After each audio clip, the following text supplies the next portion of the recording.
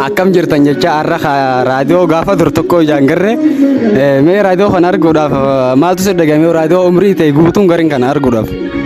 Raadiyoon aan arguudhaaf gammachuu guddoo nu dhagama.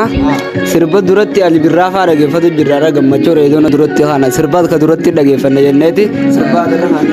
Ati raadiyoo kana eessaa fiduu dandeesse raadiyoo kana turtuudha dhabame beeytee anuu amma jireenya kiyya keessatti takkaan garre. To'annaadhaan ammaan tana abbaan gadaa irra akka carraa nuu fidee asee tanan nu afeeree kanumaan abbaa gadaa wajjin irraa asee tanatti afeeramu jirra. Kaasetaati kana harkaa qabda kaasenni kamaaliiti kun? Ali Birraati. Kaasenni Ali Birraati. Inni sirba meeqa nyaata kun? Sirba 12. 12? Inni moorii nyaatu amma? Mooriin geessan jirtu. Ajaa'iba inni moorii. Duratti ijaama. Sadiin sirba 12 nyaata. Maashaallah hayi waan akka bareedaa tanati amma dila duraanii dhabamsitee amma kuni kaaseta kunis aadama haaruni. Aadama haaruni kun. Kun aadama haaruni.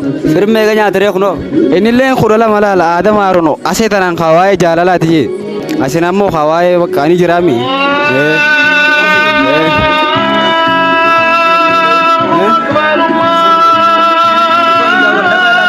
Wallah baadhe. Meeti raadiyoo kana arguudhaaf bakka maal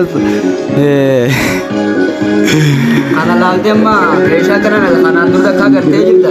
tana dura takkaan garre Takkaan garree. mee laale ati fiifuu mee laale akka itti bareeduun gartoot. Laala kaarra kanumaa chaansii haamee mi wayii waan biraatti kanumaa. Eegaa hoo.